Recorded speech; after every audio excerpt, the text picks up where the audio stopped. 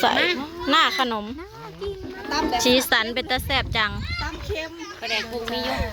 เลยมีจ้าโรยขนมครก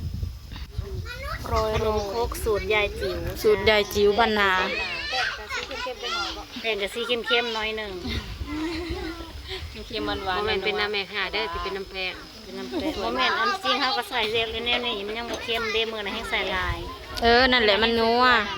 ใส่เกลือนะมันสินัวเนาะก็ยังจางเนาะมือนะเนาะเร็วอยู่เผ็ดบ่แซ่บกับบริเป็นน้ำสาดบัดอันนี้ผัดใส่เกลือน้อยเดียวบัดซีบ่ยากเข้มกับใส่น้ำตาลมันบริเค็มแห้งเนาะมันเผ็ดแต่ว่ามันบ่อยากหวานทั่วใส่อีกขันปลานัวมันออกนัวมันเป็นขนมแต่ขนมเราไม่มีหัวแบบเก่าแต่ว่าเป็นข้าวเจ้านะต้องอันน่ะมันคนละแบบคนละแป้งข้าวเจ้าบริสุทธิ์แป้งมันทอดกรอบเพราะว่าเป็นข้าวเจ้านี่โมเคยใส่เพราะว่าเราบริซีมเลยบรรยากาศโคตรได้บริซีมแป้งก่อนนะเด็กฉันจืดนะคะใส่เกลือโอ้โบแป้ง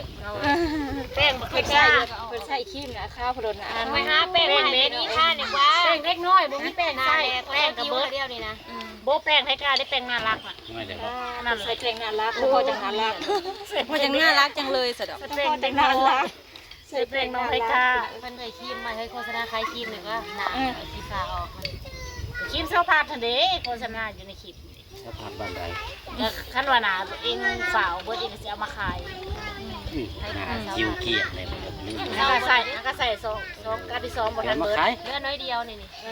ถ้าปูนาบ้าง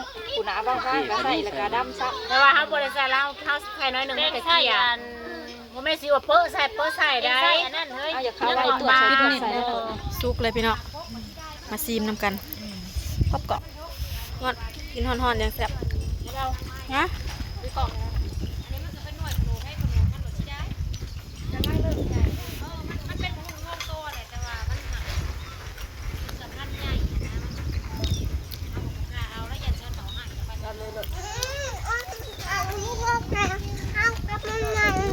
โอเคไม่เป็นไรข้าวนั่นเลยข้าวที่ไหนข้าวน้ำตาลเกือบเบิดเลยแหละข้าวหน้ากินข้าวขปุ่นไปเอา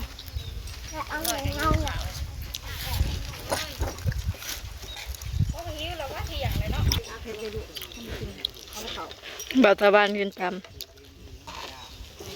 มาจะเอาแล้วนะกับข้าวปุ้นนะข้าวกินแมงลูกหลาคำแพงมาอีกแล้วชัวเขาเมื่อยโอ้ยเมื่อยก็นั่งอยู่ลูกกินว่าข้าวปุ้นกินข้าวปุ้นใส่น้ำปลานี่บ้าเห็ดยังรีบแล้วอยู่น้ำตัวเดียวถึงไทยถึงลาวผสมกันมีถึงไทยมีถึงลาวพอผิดแล้วบ่น้องแทนกำลังแคะขนมขบแคะเลยจับจี้ขนมขบแคะขนมโคกกว่าซาน้องแทนแคะขนมโคกมาอย่าไปจับขามันลงเลือดให้กาเอ้ย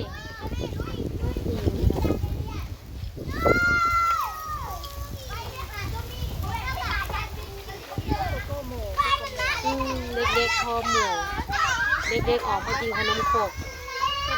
เสียงแซวอยู่พี่น้องเลยเอาไปปรุงไว้ให้มันเย็น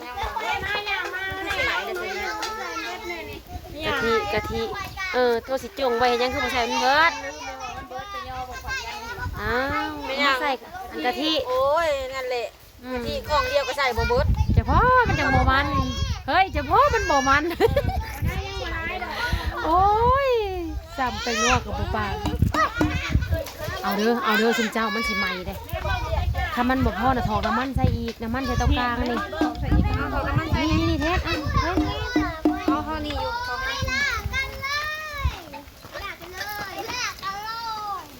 ใส่ที่ละลายหรอนั่น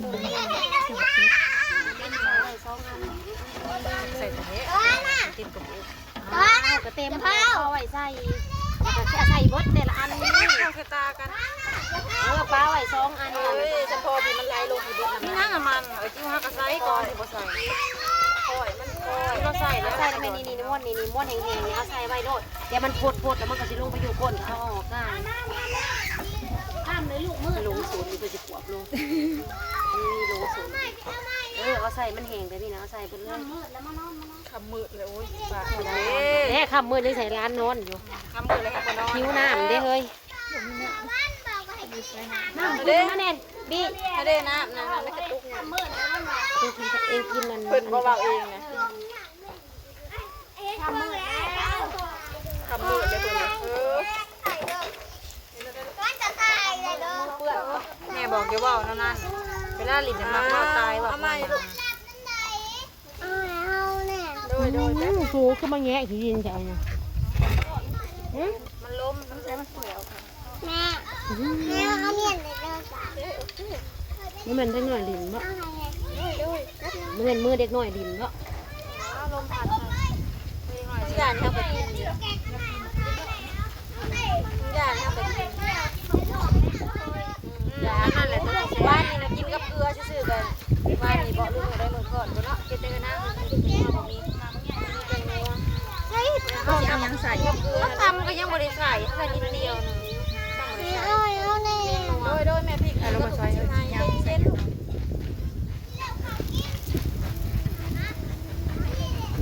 ขาดตรงนี้แล้วขาดพงงัวบ่ได้นะชีวิตฉันขาดเธอไม่ได้ขาดพงงัวบ่ได้ขาด นี่ได้เต็งยังมากินอยู่บ้านดีนายแล้วไม่ยังขาดจะบ่ไปซื้อ ชีวิตฉันขาดเธอไม่ได้อยู่บ้านอะไรดีแล้วอยู่บ้านเอาเงินเงินลายแล้ว อยากยังกับไปซื้ออยากยังกับไปซื้อกันนี่เราอยากยังกับบ่ไปซื้อแล้วบ่ได้กินกินขนมพกอะไรมันแล้วเขา ได้สิกินหมักหม่วงบ่ได้สิกินอะไร ถามว่าไผสิมืออ่ะ ตัวยังบ่ได้อิ่มเขาเพราะ อิ่มเลยทางนี้จักยุ้มขับปุ่นจักยุ้มขนม เพิ่นกินเค้กอันเฮ็ดข้าวจ้ะ กินหมดจับเจ็บไปนี่ เอาแกงเฮ็ดข้าวนั้นลงมากินนะ ไปนอนเลยตอนนี้ แล้วนอนเราสิกินตอนใด กินข้าวเลยวันจักโมง เอาเขามาจี้เอาหมองมันบ่ได้ซื้อนี่ห้อยเกลือแล้วก็แล้ว ตุนนะ ว่ามันบ่มีเงินซื้อเนาะบ่ายสิไปยังก็มีแต่ซื้อ เด้ลงงมหอยนะมากินกินหาวยังกินก็มีมาซื้อบัจิได้กิน มีแต่ซื้อยังก็มีแต่ซื้อ จังว่าอะไรมันก็รวยตายแล้ว เบิ่งร้านเนี่ยเด้อเบิ่งร้านเนี่ยเด้อ ม่วนกุ๊บ กูรู้สึกว่าเสีย